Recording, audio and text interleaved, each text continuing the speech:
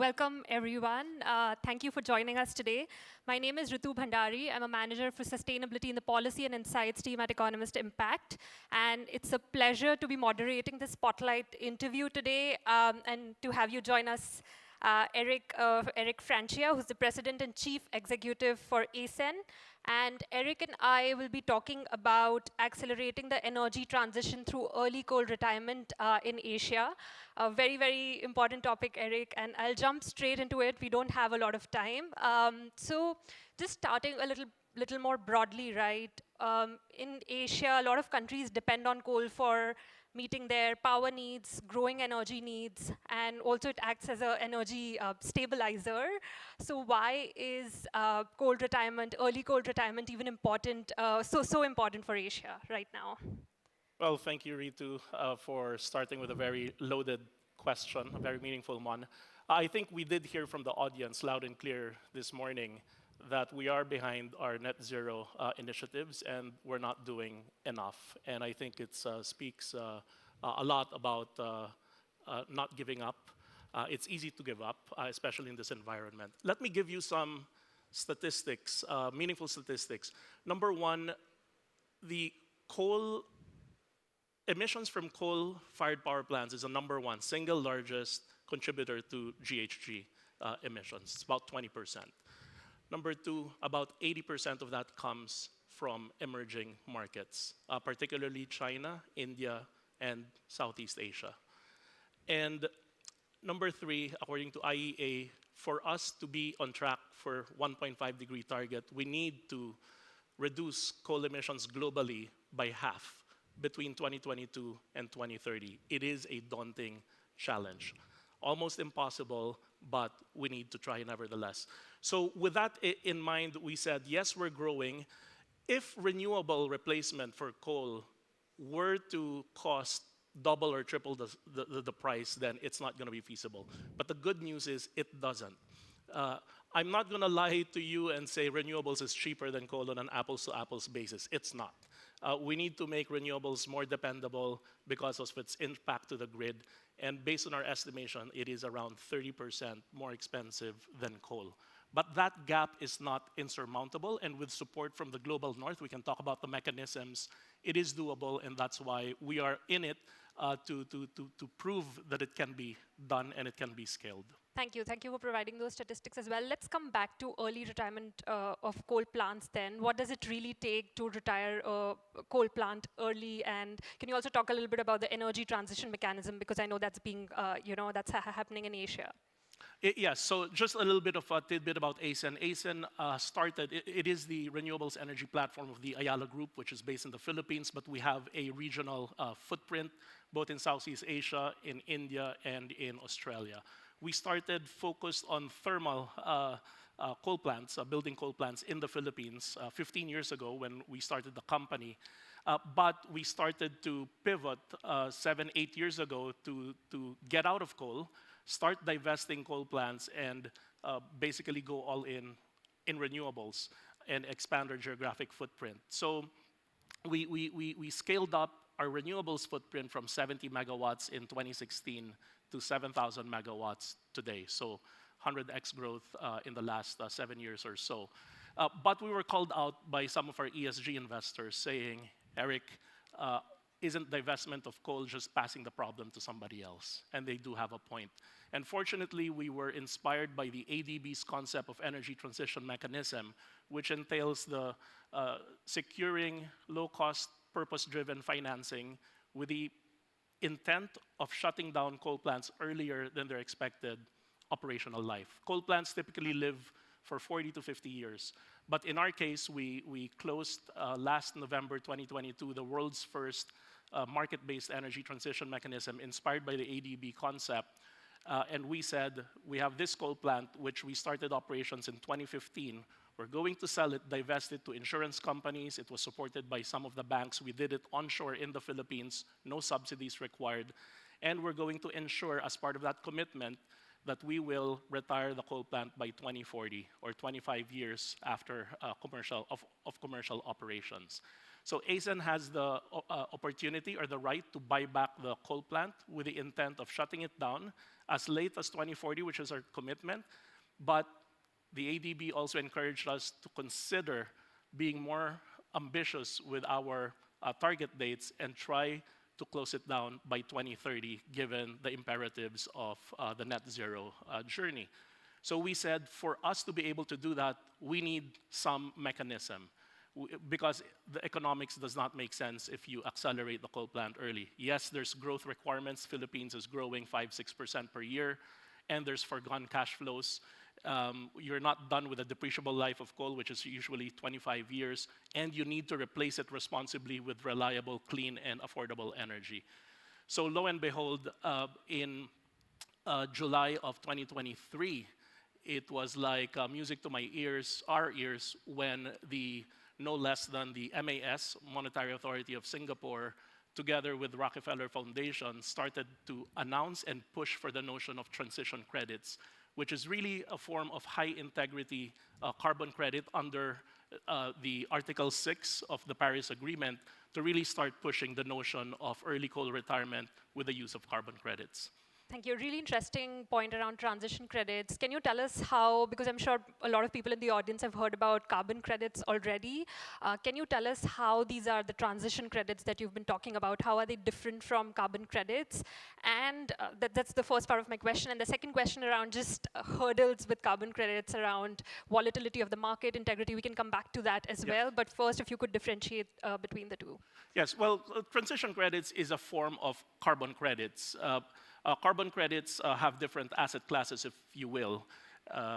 For example, cook stoves, or reforestation, or forest protection, and the like. No? So there are different methodologies that underpin each of these carbon credit classes. We were surprised, frankly speaking, or for example, direct air capture also warrants some carbon credits. Anything that has a demonstrable impact on decarbonization is rewarded, so to speak, by carbon credits. So early coal retirement is one of them. At least that is the idea. It's a work in progress. We do expect Verra, for example, the methodology and the global registry company to announce fairly soon, hopefully, because they are working on a transition credits as a methodology under their framework. So that will set off a new carbon class.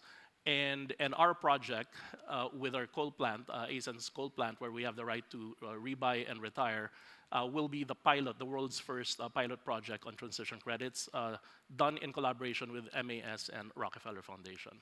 Thank you for that. And if we can talk about the hurdles that I was mentioning earlier around integrity, and for people who are going to buy these credits, these transition credits, how do you ensure a credible market that doesn't see the kind of volatility, for example, we have seen in nature-based offsets?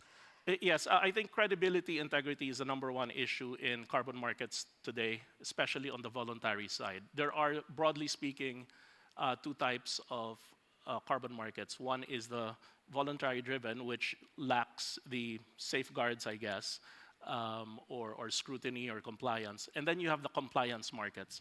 Compliance markets, thanks to Paris Agreement Article 6, are supposed to be high integrity, high quality, and therefore fungible and tradable internationally with ITMOs. So there's a lot of acronyms. ITMOs is one of them, International Traded Mitigation Outcomes, because it ensures that there's no double counting. So this falls under Article 6 with corresponding adjustments, which means that if the Philippines, for example, has a Article 6 project, hopefully ours will be part of that. If it sells it to a country like Singapore, then Philippines will not count that as part of their NDC goals. No? So, of course, there are other safeguards as well. That's reflected in the methodologies like Verra, like what constitutes coal retirement and replacement of renewables, what are the parameters around that. We also need to ensure a just transition, which is extremely important. We have to make sure that no community or workers get left behind. So it is a fairly comprehensive set of policy or parameters that we need to adhere to. Thank you, Eric. We are getting at time, and I'll pause here quickly if there are any questions in the room. Following previous panels, if we can keep the questions short and to the point and very direct. While we wait for the questions, maybe I'll ask you one more sort of question and can come back to the audience around global cooperation, because we've been hearing Yes. it since the morning today, and with the headwinds in the US, how do you see some of that impacting the future of financial instruments like transition credits in the coming years in Asia? Look, I think we're still in very early days. There's a lot of headwinds, but I really believe that we should stay the course. Article 6, carbon credits, international trading, and so forth is a relatively new thing. It's untested. The idea is to provide a framework and opportunity for international collaboration. This was highlighted with a keynote session this morning by the Secretary to Foreign Affairs, that we are in this together. Now, having said that, if you look at the actual number of Article 6 collaborations between governments, it's few and far between. I think the first one was actually done between Switzerland and Thailand. The first Article 6 project was an e-bus initiative. It's modest, it's small, but at least it gets the ball rolling.